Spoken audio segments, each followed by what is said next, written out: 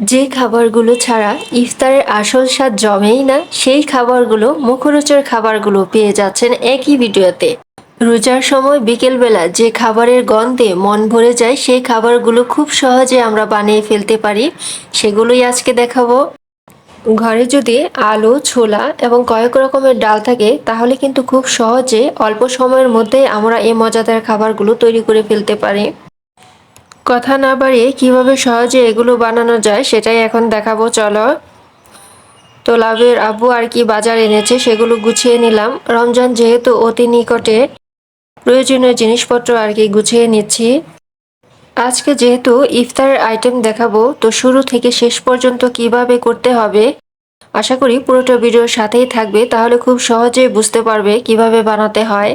তোমরা কিন্তু আমার থেকে অনেক বেশি ভালো পারো, তবু আমি এভাবে বলি, যারা একদম নতুন গৃহিণী তাদের উদ্দেশ্যে বলে থাকি শুরু থেকে শেষ পর্যন্ত। তো আমি আলুর চপ বানাবো, সে কারণে আলুগুলোকে সিদ্ধ করে নিচ্ছি। এখানে গুল আলু নিয়েছি, গুল আলু নিতে হবে তা না, লম্বা ফার্মের যে আলু ওটা নিলেও হবে। তো আমার সিদ্ধ হয়ে গিয়েছে, আর এখন এটা ঠান্ডা হতে দেব। আর এদিকে আমি ডাল আর চাল ভিজিয়ে রেখেছিলাম, শুধু মশারির ডাল দিয়েছি। তোমরা চাইলে এখানে খেসারির ডালও দিতে পারো, বুটের ডালও দিতে পারো। তো আমি আতপ চাল আর মশারির ডাল ধুয়ে পানিতে ভিজিয়ে রেখেছিলাম, সেটাই এখন পাটাতে আর কি বেটে নেব। ব্লেন্ডারও করতে পারো, আমি পাটাতেই বেটে নিচ্ছি। পুরোপুরি মিহি করে না বেটে একটু হালকা আদা ভাঙা রাখলে খেতে ভালো লাগে। তো আমার বাটা শেষ, তোমরা চাইলে ব্লেন্ডারও করে নিতে পারো। আর বেশি করে বেটে যদি ডিপ ফ্রিজে রেখে দেওয়া যায়, তাহলে কিন্তু রমজানে ঝামেলা থাকে না 1 সপ্তাহ বা 2 সপ্তাহের জন্য। আমি রান্না শুরু করার আগে কিন্তু দেখিয়ে দিচ্ছি কোনটা কিভাবে আর কি রেডি করে নিতে হবে। তো ছোলা বুট এখন আর কি ভিজিয়ে রাখবো। ছোলা বুটো যেহেতু শক্ত, ভিজতে অনেক টাইম লাগে, 4-5 ঘন্টা। কিন্তু আমরা যদি গরম পানিতে, একদম ফুটন্ত গরম পানিতেও যদি ভিজিয়ে রেখে দেই, তাহলে দেখা যাবে যে আধা ঘন্টা বা 1 ঘন্টার মধ্যেই এটা পুরোপুরি হয়ে গিয়েছে।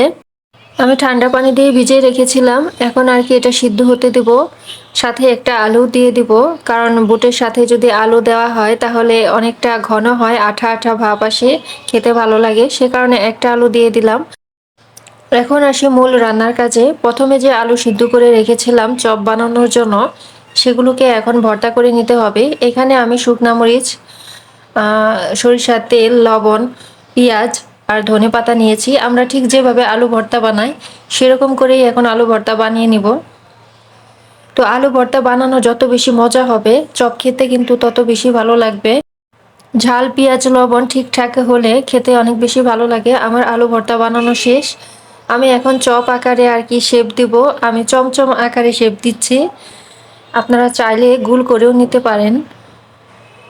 তো আমি একটু আর কি আলু ভর্তা হাতে নিয়ে সেগুলোকে এই তো প্লেটের উপর ডলে ডলে চমচমে শেপ দিচ্ছি।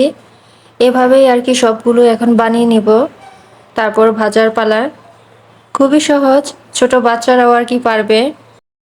ঘরে বানানো খাবারের স্বাদ গন্ধই কিন্তু আলাদা, অনেক মজার হয়ে থাকে। আপনি বাইরে থেকে দামি দিয়ে কিনে নিয়ে আসেন, তবু এই সস্তা খাবার যদি আপনার ইফতারি থালাতে না থাকে, তাহলে কিন্তু ইফতারি সম্পূর্ণ মনে হবে না। যাই হোক, আমার সবগুলো বানানো হয়ে গেছে।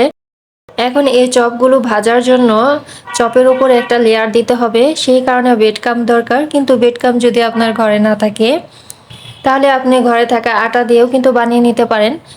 আমি আটার উপরে গুঁড়ি মশলা যেমন ধনিয়া, হলুদ, তারপর লবণ, জিরা ফাঁকি, এগুলো দিয়ে নিয়েছি। আর অল্প একটু পানি দিলাম, সাথে হচ্ছে ম্যাজিক মশলা যেটা, ওটাও দিয়ে দিলাম। এই ম্যাজিক মশলা যদি দেওয়া হয় তাহলে খুব সুন্দর একটা ফ্লেভার আসে, খেতে ভালো লাগে। আপনার চপগুলোর স্বাদ কিন্তু দ্বিগুণ বাড়িয়ে দিবে। যাই হোক, হালকা একটু পানি দিয়ে সব মশলা দিয়ে যদি আপনি অনেকক্ষণ এগুলো নাড়াচাড়া দেন, তাহলে দেখা যাবে যে সুন্দর বেডকাম হয়ে গিয়েছে। এই আটার মিশ্রণটি এখন চপের উপরে দিয়ে একটু চেপে চেপে দিয়ে তারপর তেলে ভেজে নিতে হবে, তাহলেই খুব সুন্দর আর কি আলুর চপ তৈরি হয়ে যাবে, একদম বাজারের মতো। এখন আর কি একে একে সবগুলো ভাজার পালা। আমি এখন গরম তেলে দিয়ে দিচ্ছি, এটা হচ্ছে সরিষার তেল। তো তেল একটু গরম করে, বেশি গরম করে তারপরে ছেড়ে দিবেন, তাহলে কিন্তু ভেঙে যাবে না। আর তেল যদি ঠান্ডা থাকে তাহলে কিন্তু ভেঙে যাবে। এক পিঠ লালচে হয়ে গেলে তারপর আর কি উল্টিয়ে দিতে হবে। আমি এখন নেড়ে চেড়ে দু পিঠই লালচে করে ভেজে নিব। দেখতে কত সুন্দর লাগছে, সুন্দর একটা গ্রানও বের হয়েছে, একদমই মচমচে হয়েছে। ভেতরটা কিন্তু নরম, যেহেতু ভিতরে আলু আছে, কিন্তু উপরেরটা একদমই মচমচে হয়েছে। আমার সবগুলো খুব অল্প সময়ে অল্প উপকরণ দিয়ে কিন্তু মজাদার একটি রেসিপি করা যায়। এই পেঁয়াজু আর বড়া যদি ইফতারের থালাতে না থাকে তাহলে কিন্তু মনে হয় না যে ইফতার করছি। খুব সহজেই বানিয়ে ফেলা যায়। আমি এখনো গুঁড়ি মশলা নিয়েছি, জিরা গুঁড়ি, হলুদ, মরিচ, ধনিয়া এবং পরিমাণ মতো লবণ। আর এই পাশে কেটে নিয়েছি কাঁচামরিচ, পেঁয়াজ, আদা বাটা, রসুন বাটা আর ধনিয়া পাতা। সবগুলো এখন ভালোভাবে মেখে তারপর গরম তেলে আর কি ভেজে নিতে হবে। রোজার মাসটাতে বিকেলবেলা এই মচমচে খাবারগুলোর খুব সুন্দর একটা গ্রানেই মনে হয় যে রোজা রেখেছি, রোজা রোজা একটা ভাব। গ্রামের বাড়িতে উঠান থেকে আর শহরে এক রুম থেকে আরেক রুমে এই মজাদার খাবারগুলোর গন্ধ ছড়িয়ে পড়ে।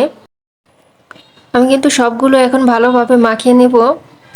আর এটাতে কোনো কিছু দিতে হবে না, সবগুলো দিয়ে দিয়েছি, গরম তেলে ছেড়েও দিয়েছি। এখন এপিট ওপিট মচমচে করে ভেজে নিতেই হবে, তাহলেই হয়ে যাবে। আবারও বলছি, আপনি যতই দামি খাবার কিনুন, এই খাবারগুলো যদি টেবিলে না থাকে তাহলে ইফতারের স্বাদ আর কি পাওয়া যাবে না।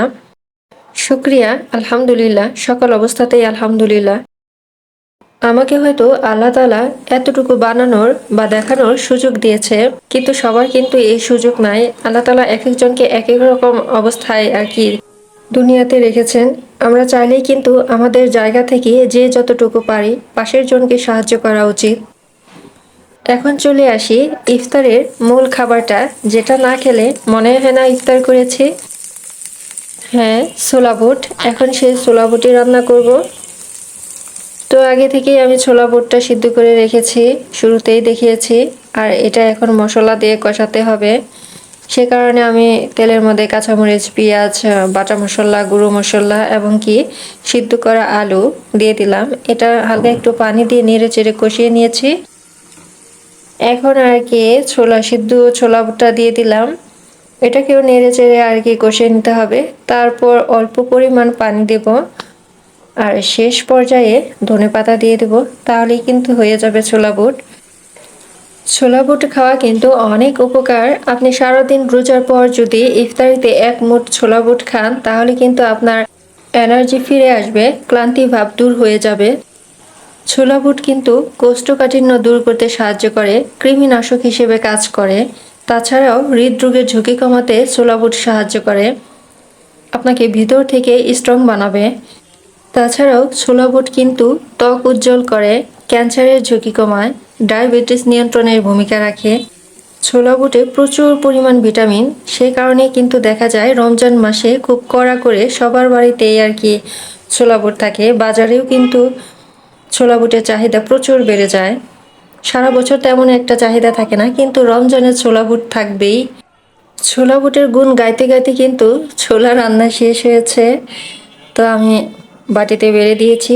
শুধু এ পর্যন্ত থেমে থাকলেই হবে না, জমিয়ে ছোলা বুটটা খাওয়ার জন্য তার চারপাশে কিন্তু কেটে রেখেছি পেঁয়াজ, মরিচ, ধনিয়া, তারপর টমেটো।